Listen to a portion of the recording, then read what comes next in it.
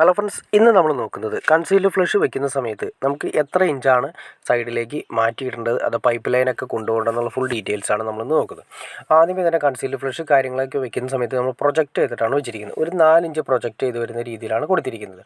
ആദ്യമേ തന്നെ നമ്മൾ തീരുമാനിക്കേണ്ടത് നമ്മൾ എവിടെയാണ് ഇത് വെക്കാൻ തീരുമാനിക്കുന്നത് കറക്റ്റ് ചെയ്ത് അതിൻ്റെ സെൻട്രലായിട്ട്, അതായത് കുളിക്കുന്ന ഏരിയയിൽ കഴിഞ്ഞതിന് ശേഷം അത് കഴിഞ്ഞ് പിന്നെ വാഷ് ബേസിൻ്റെ ഏരിയ, അത് കഴിഞ്ഞിട്ട് നമുക്ക് പിന്നെ സെൻട്രലാണ് നമ്മളിവിടെ ക്ലോസറ്റിൻ്റെ ഏരിയ കൊടുത്തിട്ട്, അപ്പോൾ അതിൻ്റെ സെൻറ്റർ മാർക്ക് ചെയ്തിട്ട് നമ്മളിത് കൺസീൽഡ് ഫ്ലഷ് ഫിക്സ് ചെയ്ത് സ്ക്രൂ ചെയ്ത് ടൈപ്പ് ചെയ്ത് ഉറപ്പിച്ചിരിക്കുകയാണ് ചെയ്തത്.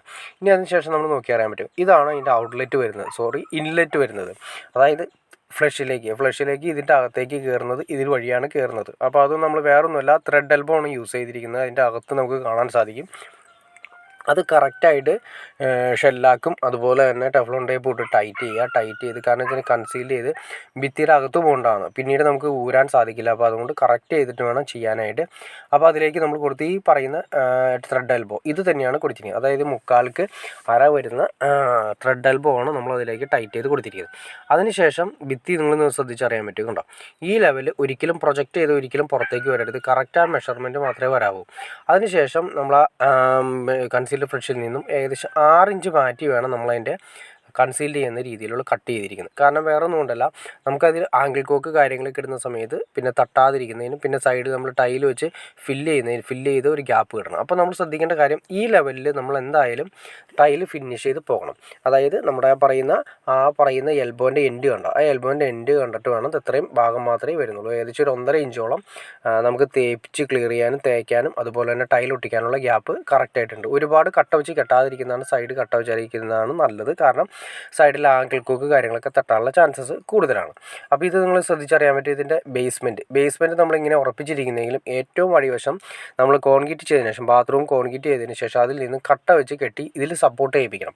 അതായത് ഈ പറയുന്ന നമ്മുടെ സെറ്റ്, അതായത് നമ്മുടെ ഈ പറയുന്ന CPയുടെ സെറ്റ് കാര്യങ്ങളെല്ലാം തന്നെ കട്ട വെച്ച് കെട്ടി അതിൽ സപ്പോർട്ട് ചെയ്യിപ്പിക്കണം. കാരണം ക്ലോസറ്റ് കാര്യങ്ങൾ അതിൽ ഇരിക്കാനുള്ളതാണ്.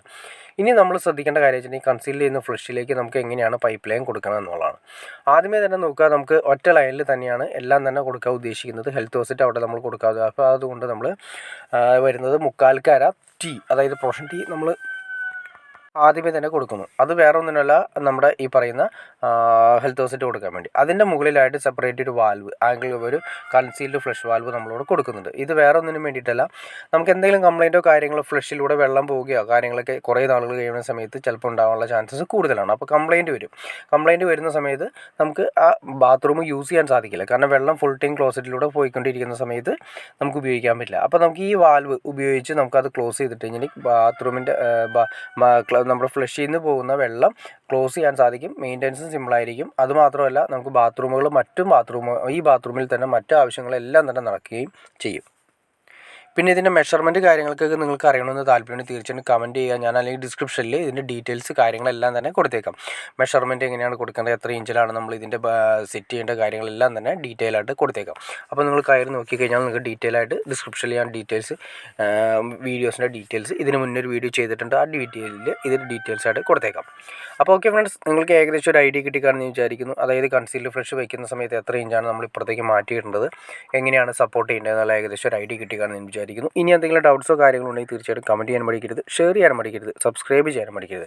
എനിക്ക് തോന്നുന്നു കാണുന്ന എല്ലാവരും തന്നെ ഒരു 90% ആൾക്കാരും സബ്സ്ക്രൈബ് ചെയ്യാതെയാണ് കാണുന്നത്. അപ്പോൾ അതുകൊണ്ട് തീർച്ചയായിട്ടും സബ്സ്ക്രൈബ് കൂടി ചെയ്തേക്കാം ഫ്രണ്ട്സ്. എന്നാലും നമുക്ക് ഇതുപോലുള്ള വീഡിയോസ് ചെയ്യാനുള്ള ഒരു മോട്ടിവേഷൻ നമുക്ക് ലഭിക്കുള്ളൂ. അപ്പോൾ അതുകൊണ്ട് തീർച്ചയായിട്ടും ലൈക്ക് ചെയ്തേക്കുക, ഷെയർ ചെയ്തേക്കുക, സബ്സ്ക്രൈബ് കൂടി ചെയ്തേക്കാം ഫ്രണ്ട്സ്. ഓക്കെ ഫ്രണ്ട്സ്, അടുത്ത വീഡിയോയിൽ കാണുന്നവരെ Said I'm falling fast, don't remember life before you, that's facts.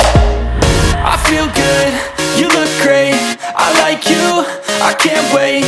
A first time, a first date, you're so fine, I'm so late. You sip wine, I drink straight, don't waste time to my place. I feel my heart erase, so catch me if I